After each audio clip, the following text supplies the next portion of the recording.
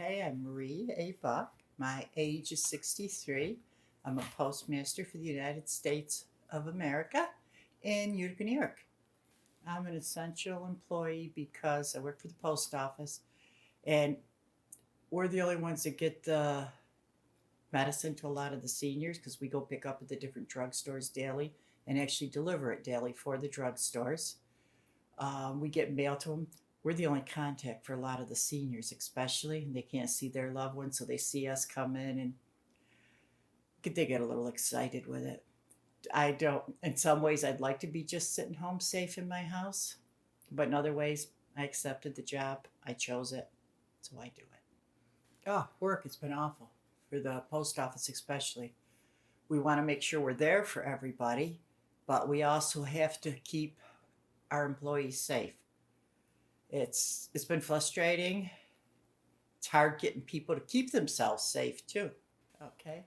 Well, normally now when I go in, I after I check my email, I walk down to the floor, kind of like a stewardess. I pass this card around to every carrier. There's 60 of them there, and I give them gloves, sanitizer for their hands, and masks. And then I check and we do a lot more talks. We have our custodians working longer, keeping everything clean. So it's been a lot more work. And I mean, it's pretty scary for them too. So got to keep them calm. COVID-19 has affected my coworkers in a lot of ways. Some of them are very, very cautious. Some of them have the attitude it's not going to happen to me.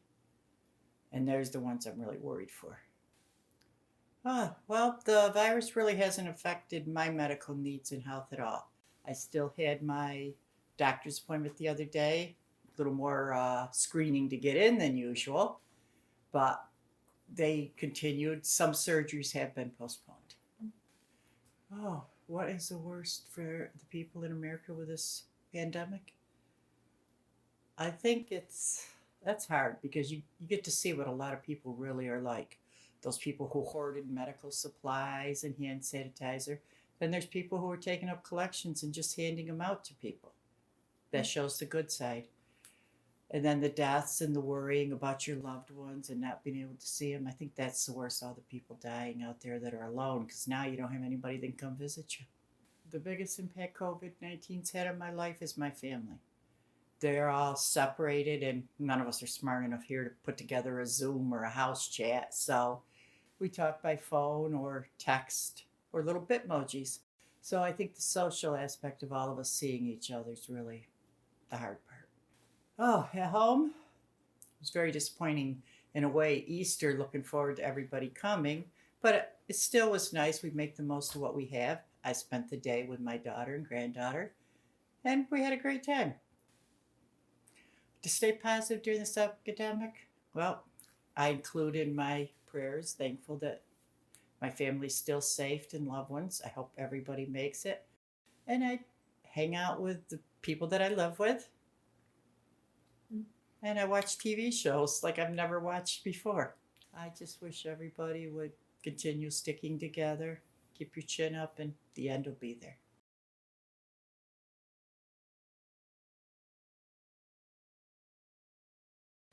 My name is Rebecca. I am 41 years old. I am retired, so I don't really do much in the job world. I currently stay in upstate New York, so it's right outside of Utica.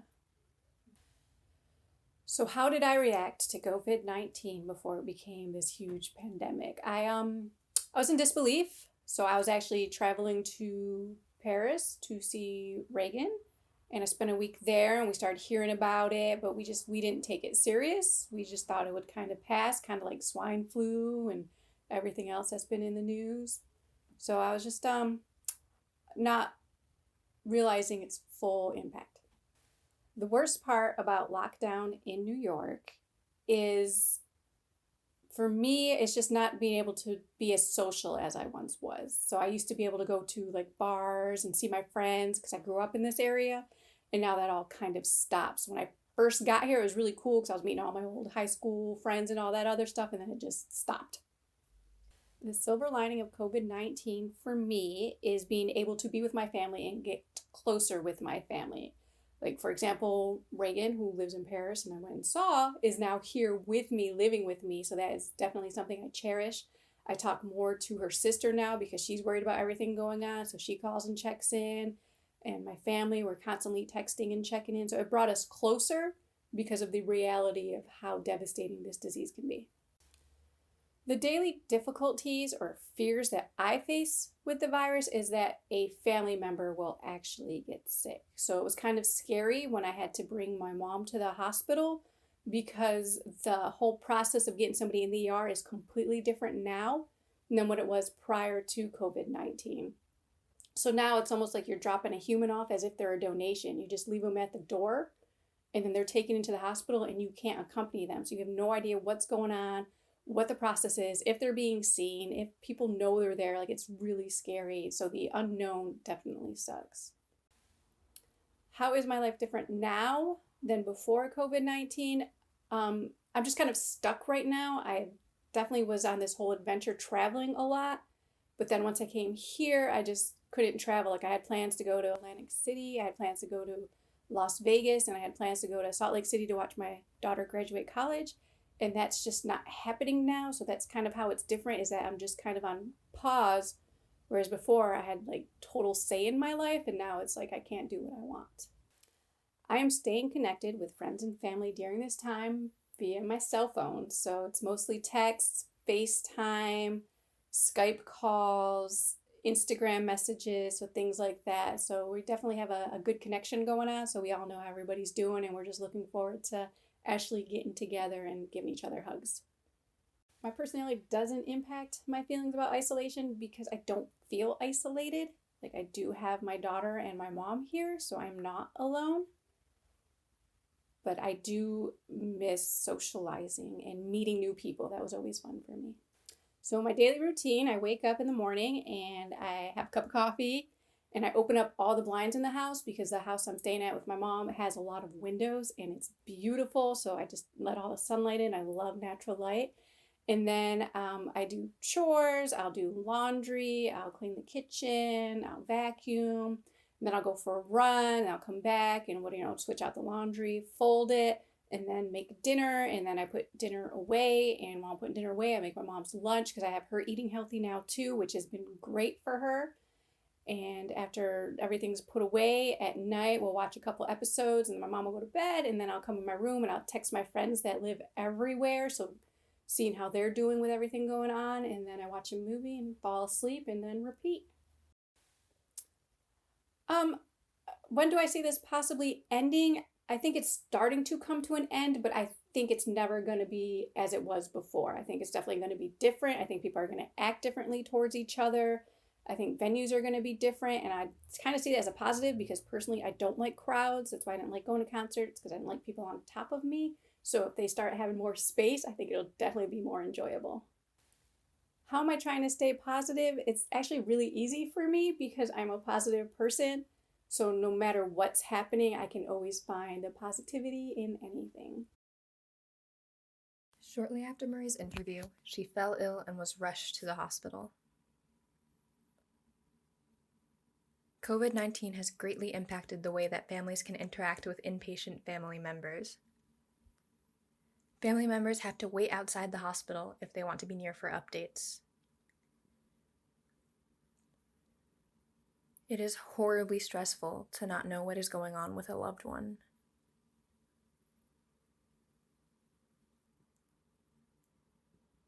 We waited outside for hours, and when we asked if we could bring Marie clothes as she had puked all over hers, we were just told no. We asked if we could receive updates on Marie. They told us that Marie could text us to update us, but she was on so many painkillers and taking so many tests that it just left us in silence. When dropping off an ill person because of COVID-19, you are required to drop them off outside. Upon arriving at the emergency entrance, you must pick up a phone. The phone connects you to a nurse. You tell the nurse the situation, and eventually, she comes down to take in the ill person at the doors you see on the left.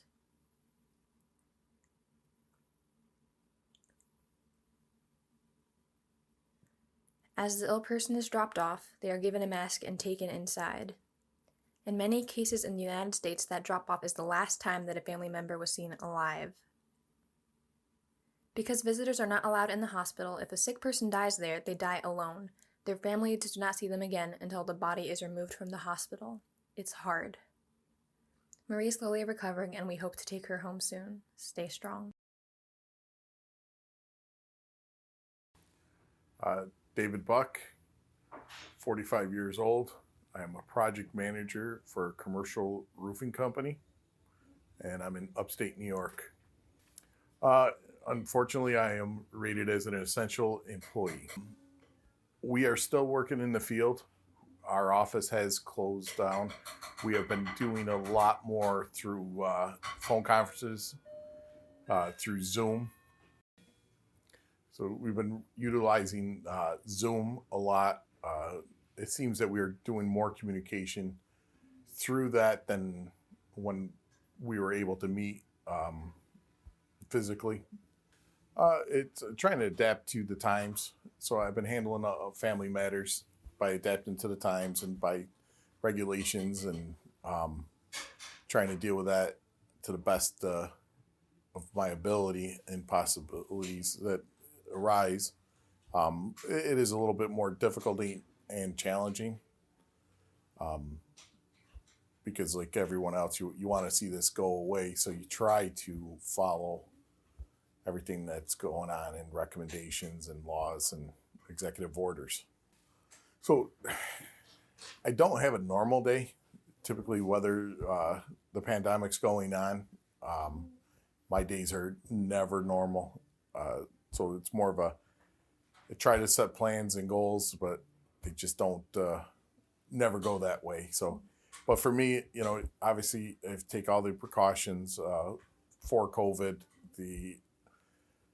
In the morning prepping when I leave the house, making sure that I would sterilize my hands, and before I leave, while I'm in my truck going to my job sites, when I get on my job sites, wearing protective PPE, making sure that I have all that, covering my face, covering my hands.